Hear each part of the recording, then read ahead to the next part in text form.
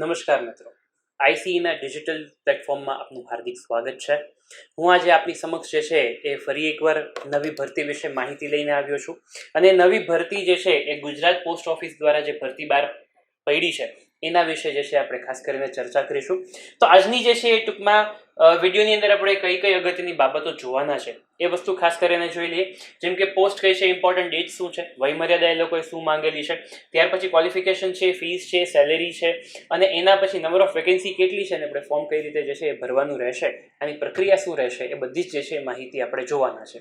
તો ખાસ કરીને મિત્રો જે છે એ છેક સુધી આ વિડીયો જોજો, એટલે આની જે છે અંદર કોઈ પણ ડાઉટ હશે તો એ આપના ખાસ કરીને ક્લિયર થઈ જશે. શરૂઆત કરીએ મિત્રો કે ભાઈ કઈ કઈ જે છે પોસ્ટ માટે ભરતી બહાર પડી છે. તો સૌ પ્રથમ જે છે પોસ્ટલ આસિસ્ટન્ટ અને સોર્ટિંગ આસિસ્ટન્ટ માટે જે છે એ ભરતી બહાર પડી છે. ત્યાર પછી પોસ્ટમેન અને મેલ ગાર્ડ માટે ભરતી બહાર પડી છે, અને મલ્ટીટાસ્કિંગ સ્ટાફ માટે જે છે ભરતી બહાર પડી છે. એટલે 3 પોસ્ટ જે છે એવું આપણે કહી શકાય. બરાબર છે કે ભાઈ અહીંયા આ લોકો પોસ્ટમેન અથવા મેલ ગાર્ડ માટે જે છે પસંદગી કરી શકે. હવે આ તો પોસ્ટની વાત થઈ. ત્યાર પછી જે છે એ આમાં આપણે આગળની વિગત જોઈએ કે આમાં ફોર્મ ભરવાની અગત્યની તારીખો કઈ છે. તો કે ફોર્મ ભરવાની અગત્યની તારીખની વાત કરું મિત્રો તો કે 10/7 થી 31/7 સુધી જે છે આપ ફોર્મ ભરી શકશો. અને એવી જ રીતે ફીસનું પણ પેમેન્ટ જે છે એ 10/7 થી 31/7 સુધી જ જે છે એ ટૂંકમાં આપ કરી શકશો.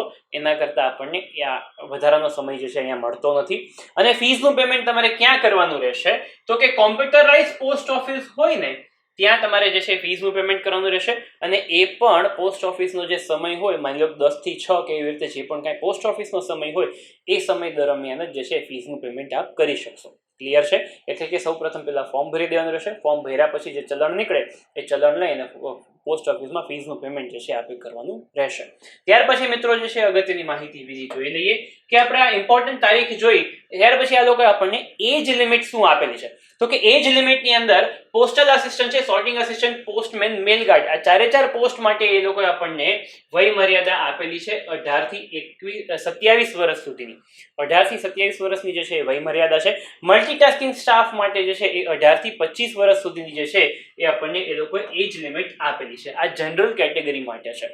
ત્યાર પછી આ લોકો એજ રિલેક્સેશન પણ આપણને આપે છે. અને એ SC ST અને OBC વાળા માટે એજ રિલેક્સેશન છે.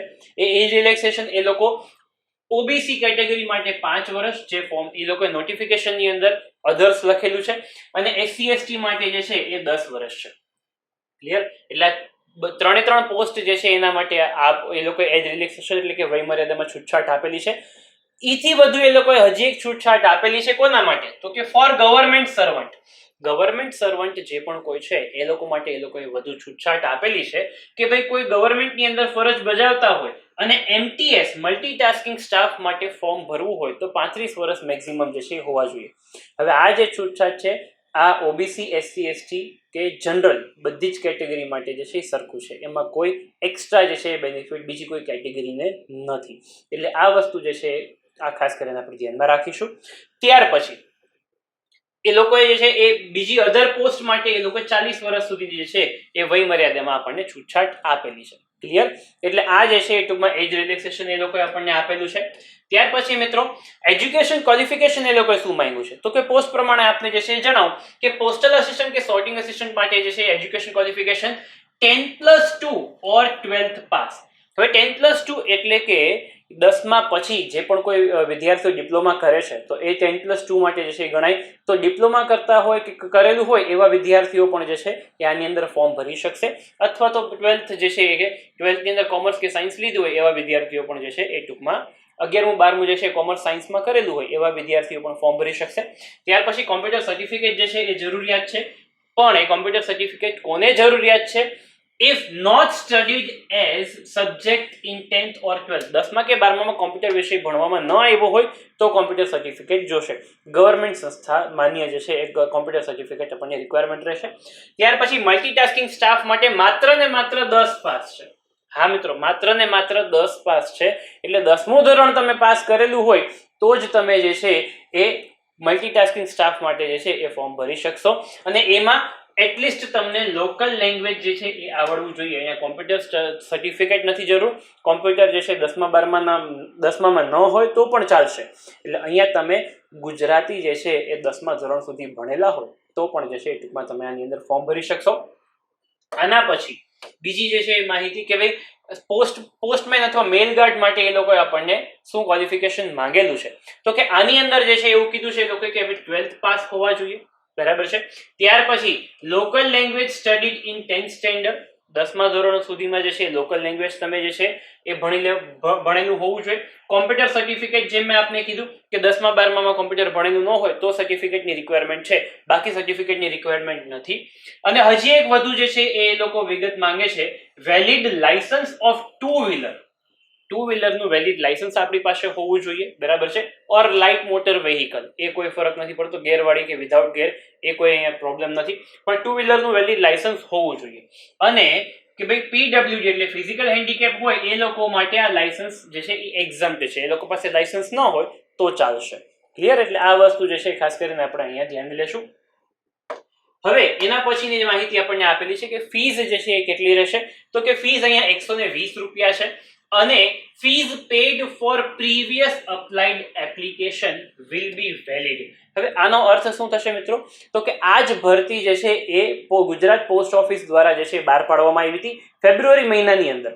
અને ત્યારે જે છે જે પણ કોઈ વિદ્યાર્થીઓ ફીસ ભરેલી હોય, ફોર્મ મોકલેલું હોય, બરાબર, પણ મહામારીને કારણે જે છે એની કોઈ પ્રક્રિયા પૂરી ન થઈ શકી, એટલે હવે એ લોકોએ આ ભરતી જે છે એ પૂરી કરવા માટે ફરીથી જે છે બહાર પાડી છે. તો ફેબ્રુઆરી મહિનાની અંદર જે પણ કોઈ વિદ્યાર્થીઓ ફીસ ભરેલી હશે એ ફીઝ રિસિપ્ટ ચાલશે, તો અત્યારે ફરીથી ફીસ ભરવાની જરૂર નથી. બીજી વસ્તુ કે ફેબ્રુઆરી મહિનામાં જે પણ કોઈ વિદ્યાર્થીઓએ ફીસ ભરેલી છે, ઓનલાઈન એપ્લિકેશન કરેલી છે અને એ લોકોએ જે છે પોસ્ટ કરેલું છે કે ભાઈ પોસ્ટ ઓફિસમાં જે સ્પીડ પોસ્ટ દ્વારા એ લોકોએ ડોક્યુમેન્ટ્સ પોસ્ટ કરેલા છે, તો એમાંથી ખાલી ફીસ જે છે એ ચાલશે, બાકીની બંને પ્રક્રિયા તમારે ફરીથી કરવાની થશે. એટલે તમારે ફરીથી ફોર્મ ભરવાનું થશે અને તમારે ફરીથી ડોક્યુમેન્ટ જે છે એ સ્પીડ પોસ્ટ દ્વારા મોકલવાના રહેશે. 31 તારીખ સુધીમાં તમારા ડોક્યુમેન્ટ્સ ત્યાં પહોંચી જવા જોઈએ, બરાબર છે. એટલે આ વસ્તુ જે છે ખાસ કરીને નોંધ લેજો. અને ફીસનું પેમેન્ટ જે છે એ કેશમાં જ થશે, એમાં કોઈ ઓનલાઈન પેમેન્ટ કે એવું કંઈ નથી. અને એ પણ જ્યાં કોમ્પ્યુટરાઇઝડ પોસ્ટ ઓફિસ હોય ત્યાં જઈને જે છે તમે કરી શકશો વર્કિંગ આવર્સ દરમિયાન, બરાબર. ચાલો ત્યાર પછીની જે છે માહિતી આપણે જોઈએ મિત્રો. સેલેરી જે છે, તો આ સૌથી અગત્યનો મુદ્દો છે કે ભાઈ 10મા કે 12 પાસ ઉપર જ જે છે એ આપણને આટલો બધો પગાર જે છે આપવા તૈયાર છે. અને બીજી મહત્વની વાત કે આપણે સ્ટાર્ટિંગમાં જોયું કે પોઈન્ટ ટુ બી ડિસ્કસ્ડ, ત્યાં આપણે જોયું કે ભાઈ ક્યાંય મેં એવું લખ્યું નહોતું કે ભાઈ એક્ઝામનો સિલેબસ કે એક્ઝામ પેટર્ન, એટલે કે આમાં જે છે કોઈ પણ પ્રકારની પરીક્ષા નથી, વિધાઉટ જે છે એ એક્ઝામ એ લોકો તમને આટલી સારામાં સારી જે છે એ સેલેરી આપવા માંગે છે. એટલે આ ખાસ કરીને આપણે જોશું કે ભાઈ અહીંયા આપણને એ લોકો એવું કીધું છે કે ભાઈ સેલેરી જે છે એ પોસ્ટલ આસિસ્ટન્ટ કે સોર્ટિંગ આસિસ્ટન્ટ માટે જે છે એ 25,500 ની જે છે એ સેલેરી રહેશે. ત્યાર પછી પોસ્ટમેન અને મેલ ગાર્ડ માટે જે છે 21,700 ની સેલેરી રહેશે. અને ત્યાર પછી જે છે મલ્ટીટાસ્કિંગ સ્ટાફ માટે જે છે 18,000. આ શરૂઆત જે છે એ થશે, બરાબર છે. પછી જેમ જેમ પે ગ્રેડ વધતો જતો હોય એ પ્રમાણે જે છે સેલેરી પણ એમની વધતી જશે. એટલે મેક્સિમમ સેલેરી જે છે આટલી થઈ શકે. અને 2 years જે છે એ પ્રોબેશન પીરિયડ જે છે એ રહેશે, એટલે નોકરીની અંદર જે છે એ 2 વર્ષ પ્રોબેશન પીરિયડ રહેશે. એ પણ એ લોકોએ ખાસ કરીને અહીંયા આપણને જણાવેલું છે. તો આગળ જે છે મિત્રો જોઈએ, નંબર ઓફ વેકેન્સી કેટલી છે, તો કે પોસ્ટલ આસિસ્ટન્ટ સોર્ટિંગ આસિસ્ટન્ટ માટે 52 જગ્યા છે. એટલે તમે આ પોસ્ટ માટે ફોર્મ ભરો છો, પોસ્ટમેન અથવા મેલ ગાર્ડ માટે 47 જગ્યા રહેશે. મલ્ટીટાસ્કિંગ સ્ટાફ માટે જે છે 45 જગ્યા રહેશે. ત્રણેયમાંથી કોઈ પણ એક જ જે છે એ પોસ્ટની અંદર આપણે ફોર્મ ભરી શકશું. એક કરતાં વધારે જે છે એ ફોર્મ નહીં ભરી શકીએ. માની લો કે ભાઈ આપણે પોસ્ટલ આસિસ્ટન્ટ ને સોર્ટિંગ આસિસ્ટન્ટ માટે ફોર્મ ભર્યું અને તમે ફરીથી બીજી વખત પોસ્ટમેન અને મેલગાર્ડ માટે ફોર્મ ભરવા માંગો છો, તો છેલ્લું ફોર્મ જે તમારું ભરાણું હશે ને એ જ વેલિડ ગણાશે. આગળનું ફોર્મ જે છે એ ઓટોમેટિક બાય ડિફોલ્ટ કેન્સલ થઈ જશે. ક્લિયર છે? એટલે આ વસ્તુ ખાસ કરીને ધ્યાનમાં રાખજો. ત્રણમાંથી કોઈ પણ એક જ પોસ્ટ માટે જે છે એ તમે ફોર્મ ભરી શકો છો. ક્લિયર? તમારું 12 પાસ છે છતાંય તમે જે છે મલ્ટીટાસ્કિંગ સ્ટાફ માટે જે છે ફોર્મ ભરવા માંગો છો તો પણ ચાલશે, એમાં કોઈ જ જે છે પ્રોબ્લેમ નથી. તમારું ક્વોલિફિકેશન ગ્રેજ્યુએશન કમ્પ્લીટ થઈ ગયું છે તો પણ કોઈ પ્રોબ્લેમ નથી, બરાબર. એ લોકોએ મિનિમમ ક્વોલિફિકેશન માંગેલું છે 10 પાસ અથવા 12 પાસ 10+2 એ મિનિમમ ક્વોલિફિકેશન છે. મેક્સિમમ ક્વોલિફિકેશન જે છે એમાં કોઈ રિક્વાયરમેન્ટ કે કોઈ જે છે એ લોકોએ આપણને બાંધ્યા નથી. ક્લિયર? એટલે કોઈ ગ્રેજ્યુએટ સ્ટુડન્ટ હોય અને જો કોઈ સ્પોર્ટ્સની અંદર જે છે આ નેશનલ લેવલ, સ્ટેટ લેવલ કે યુનિવર્સિટી લેવલ ઉપર રમેલા છો તો તમે જે છે આ બેઝિક આ ભરતીની અંદર ફોર્મ ભરી દેજો. ક્લિયર? હવે અહીંયા જે છે બીજી માહિતી એ છે કે ભાઈ કઈ કઈ જગ્યાએ કેટલી જે છે પોસ્ટ જે છે એ છે આખા ગુજરાતની અંદર, એટલે એ વિગત જે આપણને આપેલી છે કે ભાઈ પોસ્ટલ આસિસ્ટન્ટ ને સોર્ટિંગ આસિસ્ટન્ટ માટે કઈ જગ્યાએ પોસ્ટ કેટલી છે, કુલ મળીને 52 બને છે. ત્યાર પછી પોસ્ટમેન અને મેલગાર્ડ માટે 47 જે છે એ પોસ્ટ છે ખાલી, પણ કઈ જગ્યાએ કેટલી પોસ્ટ છે એ પણ એ લોકોએ આપણને માહિતી આપેલી છે. અને ત્યાર પછી મલ્ટીટાસ્કિંગ સ્ટાફ માટે જે છે એ કેટલીક જગ્યા ક્યાં ક્યાં જે છે એ આપણને એ લોકોએ આપણને માહિતી આપેલી છે. આ ખાસ કરીને જે છે એ માહિતી ધ્યાનમાં રાખજો. આ માહિતી એવી છે કે ગેમ્સ જે છે એ મુજબ આપણને ભરતી કેટલી છે એ ખ્યાલ આવશે. ગેમ્સ મુજબ ભરતી કેટલી છે એ અહીંયા આપણને જોવા મળશે કે ટેબલ ટેનિસની અંદર કુલ જગ્યા 9 છે. ટેબલ ટેનિસની અંદર કુલ જગ્યા જે છે એ 9 છે, પણ એમાંથી પુરુષો જે છે એ 5 જ લેવામાં આવશે અને મહિલાઓ જે છે એ 4 જ લેવામાં આવશે. ક્લિયર? આ રીતે બાયફર્કેશન જે એ લોકો આપણને આપેલું છે કે ભાઈ તમે કયા પોસ્ટમાં કે તમે કયા સ્પોર્ટ્સ સાથે સંકળાયેલા છો એ પોસ્ટ પ્રમાણે પહેલા તમે જે છે આ જોઈ લેજો, અને ત્યાર પછી તમે જે છે ફોર્મ ભરજો કે ભાઈ ઓકે આ સ્પોર્ટ્સ જેની સાથે હું સંકળાયેલો છું એ સ્પોર્ટ્સ આમાં છે કે નહીં, તો તમે જે છે ફોર્મ ભરજો. ક્લિયર છે? જો તમે સ્પોર્ટ્સમાં માની લો કે ભાઈ બાસ્કેટબોલ, ક્રિકેટ, બેડમિન્ટન, વોલીબોલ કે એવા કોઈ સ્પોર્ટ્સની અંદર તમે જે છે અત્યારે પોતે ઓલરેડી રમી રહ્યા છો અને તમારી પાસે સર્ટિફિકેટ છે, તો તમે ખાસ કરીને જે છે એ ટૂંકમાં ભરતીનો લાભ લેજો. પરીક્ષા નથી, 10મા કે 12 પાસ પર જ જશે તમને સીધી નોકરી મળી જશે. ખાલી માત્ર ને માત્ર તમારે ફોર્મ ભરવાનું છે, અને ફોર્મ ભરવાની પણ ફીસ માત્ર ને માત્ર 120 રૂપિયા છે. એટલે એ જે છે એ ટૂંકમાં બહુ જાજુ ન કહેવાય, કારણ કે સામે આપણને જે છે એ પગાર પણ આટલો સારો એવો મળે છે. એટલે ખાસ કરીને આનો લાભ લેજો. તમે જરાય એવું ન વિચારતા કે ભાઈ ઓને પહેલા પ્રેફરન્સ મળશે ને આને પહેલા પ્રેફરન્સ મળશે, અથવા તો આ વસ્તુ છે ને ઓલી વસ્તુ છે, એવું તમે જરાય વિચારવા ન બેસતા. કારણ કે ફોર્મ જે છે એ તમે ભરો છો, સામે કેટલાક લોકો ફોર્મ ભરે છે, કોણ ફોર્મ ભરે છે, શું છે, તમને કોઈ જ વસ્તુ ખબર નથી. ક્લિયર છે? અને સ્પોર્ટ્સની અંદર સર્ટિફિકેટ હોય એવા જે છે એ લોકો કેટલા કે જે ફોર્મ ભરશે. ક્લિયર? એટલે આપણે જરાય ચિંતા કરવા જેવી બાબત નથી કે ભાઈ આપણે આની અંદર ફોર્મ ભરવું જોઈએ કે ન ભરવું જોઈએ. એક જ વસ્તુ ધ્યાનમાં રાખો કે જો તમે એલિજિબલ છો, તમે સ્પોર્ટ્સ સાથે સંકળાયેલો છો, તમારી પાસે સર્ટિફિકેટ છે, તો 100% ફોર્મ ભરવું જોઈએ. ક્લિયર છે? ચાલો આગળની વિગત જોઈએ.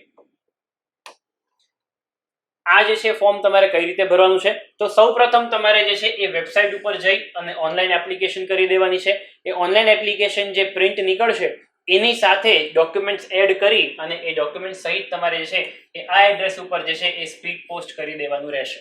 ક્લિયર છે? આ વસ્તુ પ્રક્રિયા ફરીથી સાંભળો કે તમે જે છે એ વેબસાઇટ ઉપર તમે પહેલા ફોર્મ ભરશો, એ ફોર્મની પ્રિન્ટ કાઢી અને ત્યાર પછી ડોક્યુમેન્ટ્સ જે પણ કંઈ એમાં માંગ્યા હશે એની ઝેરોક્સ કોપી અટેચ કરી અને ત્યાર પછી સ્પીડ પોસ્ટ તમારે જે છે કરી દેવાની રહેશે. સ્પીડ પોસ્ટ કરશો 31 તારીખ પહેલા તમારું જે છે ફોર્મ ત્યાં પહોંચી જવું જોઈએ. આપણે કોઈ રિસ્ક લેવું નથી. ક્લિયર છે? ફીસનું પેમેન્ટ કર્યા પછી ફીસની રિસિપ્ટની ઝેરોક્સ પણ જે છે સાથે જોડી દેવાની. ક્લિયર? ત્યાર પછી ડોક્યુમેન્ટ્સ આપણી પાસે કયા કયા માંગેલા છે એ લોકોએ એ વસ્તુ ખાસ કરીને આપણે જોઈ લઈએ. Scan copy of image and photograph and signature, આ બે વસ્તુની સ્કેન કોપી જોશે. અને ત્યાર પછી એ 50 KB ની સાઇઝમાં જોશે, 200x300 પિક્સલ્સમાં. બરાબર? 50 KB ની જે છે એ સાઇઝનો ફોટો અને સિગ્નેચર જે છે હોવો જોઈએ. એના પછી એ લોકો આપણને 10મા 12માની માર્કશીટ જે છે એ માંગેલી છે, જેમાં પણ સાઇઝ આપણને 100 KB ની હોવી જોઈએ અને A4 સાઇઝનું જે છે એ હોવું જોઈએ. એ આપણને એ લોકો માહિતી આપેલી છે. ડેટ ઓફ બર્થનું પ્રૂફ આપવાનું રહેશે. જો 10મા કે 12માના માર્કશીટ અથવા સર્ટિફિકેટ જે પણ કાંઈ તમે જોડો છો એની અંદર જન્મ તારીખ આપેલી ન હોય તો એવા વ્યક્તિએ જે છે એ ડેટ ઓફ બર્થનું જે છે પ્રૂફ આપવાનું રહેશે. બરાબર છે? બર્થ સર્ટિફિકેટ કે XYZ જે પણ કાંઈ ડેટ ઓફ બર્થના પ્રૂફમાં ચાલતું હોય એ તમારે જે છે અહીંયા જોડવાનું રહેશે. ત્યાર પછી કાસ્ટ સર્ટિફિકેટ સબમિટ કરવાનું રહેશે by government of India. Certificate of disability, જે પણ કોઈ ફિઝિકલ હેન્ડીકેપ હોય એ લોકોને ડિસેબિલિટીનું સર્ટિફિકેટ મળતું જ હોય છે, એટલે સર્ટિફિકેટ પણ જોડવાનું રહેશે. કોમ્પ્યુટર સર્ટિફિકેટ, એના વિશે મેં આપને ઓલરેડી જે છે એ ક્વોલિફિકેશન જે પણ કંઈ માગેલું હતું ત્યારે મેં આપને જાણ કરેલી છે, એટલે એ મુજબ કોમ્પ્યુટર સર્ટિફિકેટ એડ કરવાનું રહેશે. સ્પોર્ટ્સનું સર્ટિફિકેટ ખાસ કરીને જે છે એડ કરવાનું રહેશે. ક્લિયર? એટલે જ્યાં જ્યાં મેં પોઈન્ટ્સની અંદર સ્ટાર માર્ક કરેલા છે એટલા જે છે એ તો ડોક્યુમેન્ટ્સ તમારે બધા જ જોડવાના રહેશે. બરાબર છે? બાકીના ડોક્યુમેન્ટ્સ લાગતા વળગતા જોડવાના રહેશે. અને લાસ્ટમાં જે છે એ લોકોએ આપણને હેલ્પલાઇન નંબર પણ આપેલો છે કે જો તમારે ટેકનિકલ કાંઈ ક્વેરી હોય તો એના માટે, ટેકનિકલ ઇશ્યુ હોય તો એના માટેનો હેલ્પલાઇન નંબર આ છે. તમારે સ્પોર્ટ્સ રિલેટેડ કાંઈ ક્વેરી હોય તો એના માટેનો એ લોકોએ આપણને હેલ્પલાઇન નંબર જે છે એ આપેલો છે.